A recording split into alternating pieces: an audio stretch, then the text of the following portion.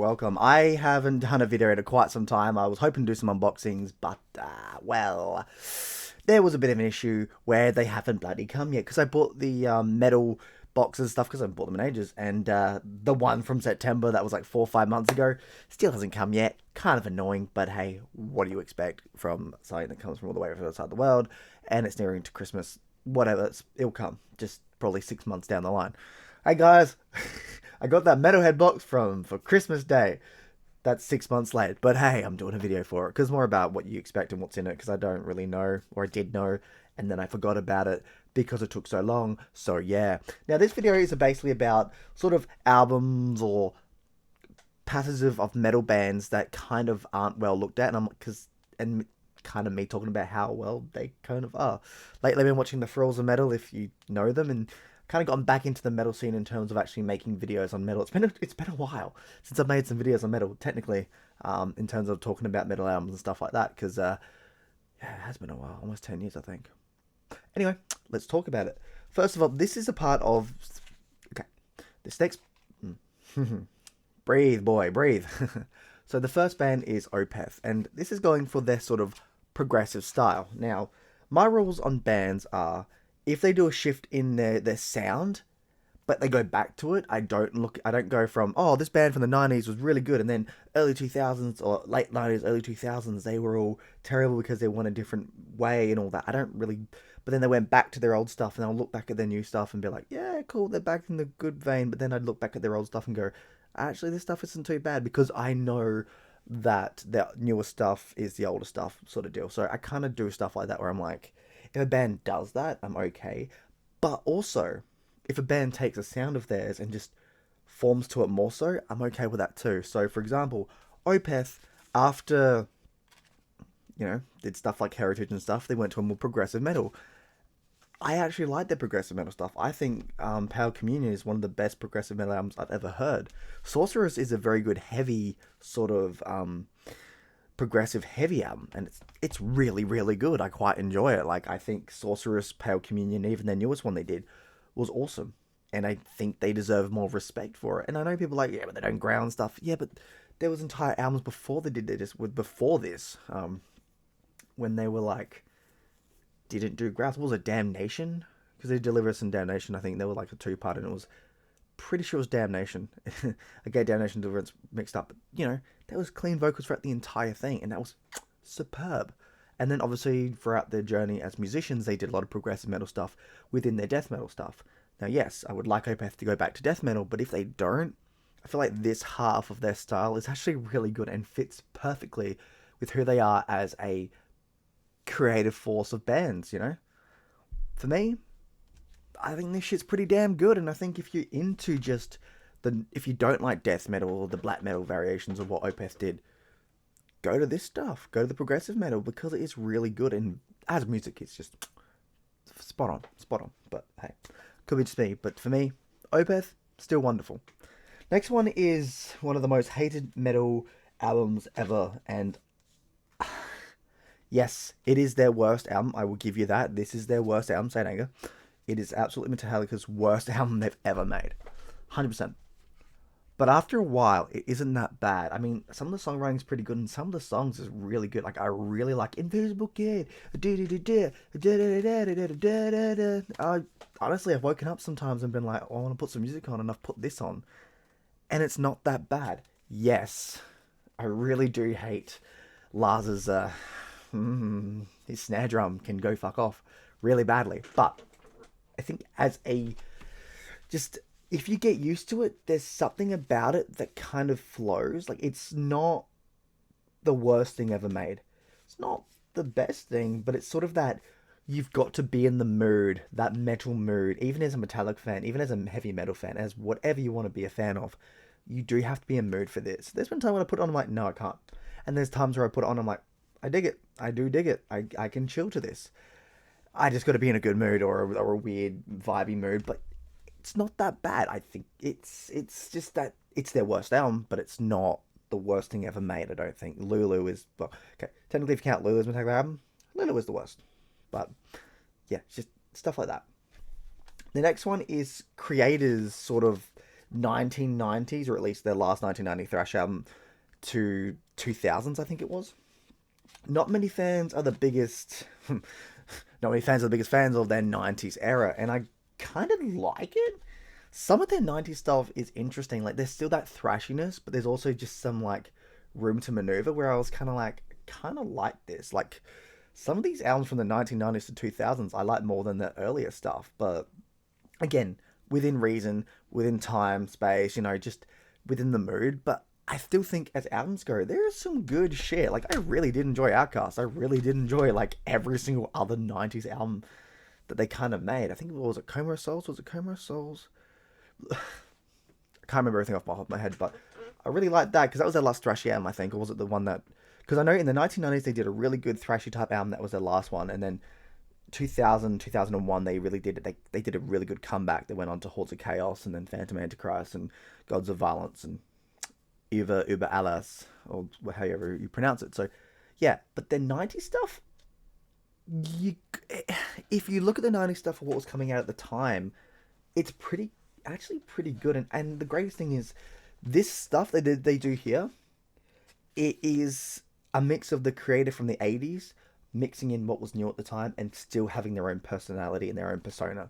This is still creator. It may not be the perfect creator for you, but it was still creator, and it really did, I think, evolve them. And I think they took the 80s stuff, and then when it came to early 2000s to now, they've kind of mixed it up a bit and done a really good job of just creating a really good,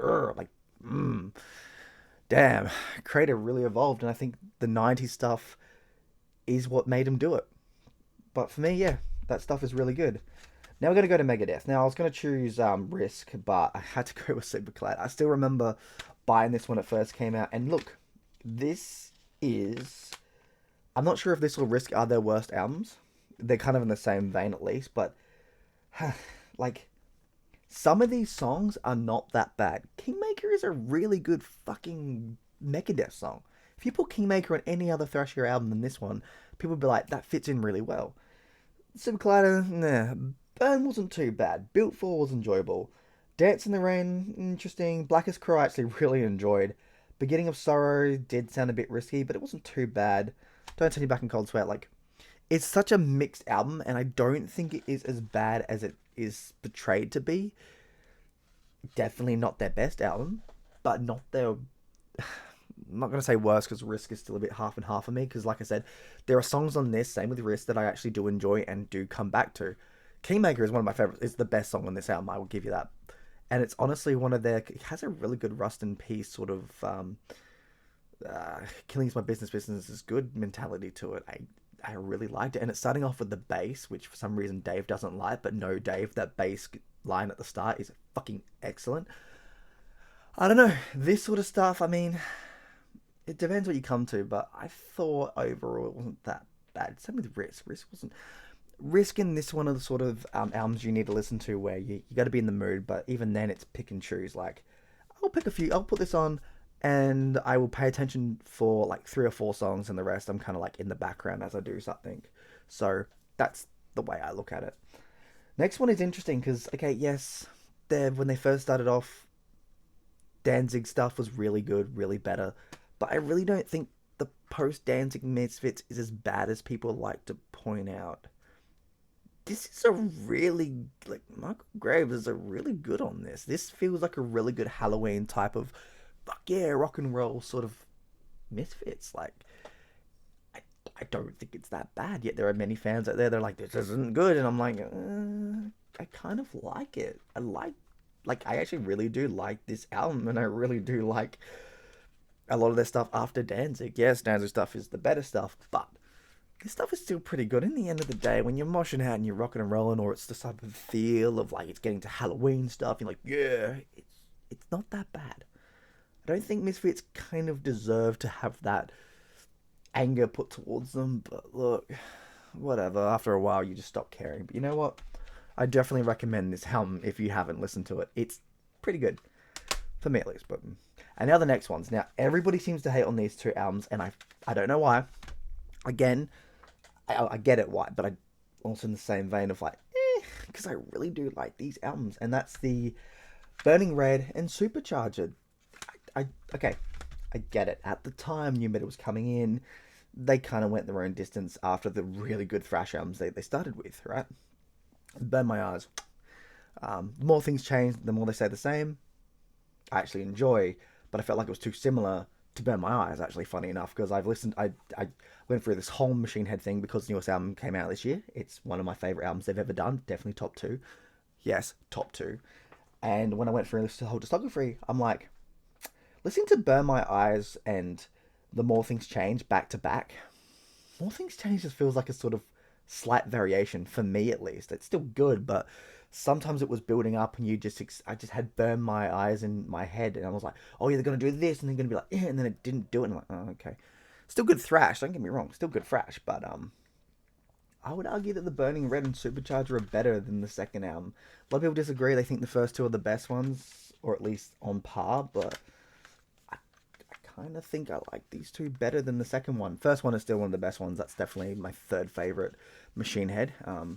But these two, probably like fourth or fifth favorite, because okay, yes, you got to be in sort of a new metal. If you like new metal and stuff, you've got to be in that mood. But even still, I thought it was really freaking good. Like, holy shit, there's some good tunes on here, man. And here's the thing. Here is the thing. Machine Head took the thrasher side of things and the new metal and groove metal side of things and mixed it together. Yes, there's new metal stuff in these albums, 100%, but it's evolved and reformed from what makes Machine Head Machine Head. You listen to this, and you might have some variations for other new metal at the time, but you listen to this compared to the Machine Head albums before, and there's still that element of Machine Head that kicks ass. And the grooviness, like, holy shit, man. Like, I'm listening to this, I'm like, holy shit, like, I'm getting back into groove metal. Like, I mean, I always loved groove metal, obviously, like Pantera and stuff, but like, fuck, man. This shit was really good. And, okay, yes, I was a fan of new metal. I don't hate new metal. Again, things like Korn and stuff, I get my groove and stuff. So when they did a mix of all three, of thrash, groove, and new metal, I dig it.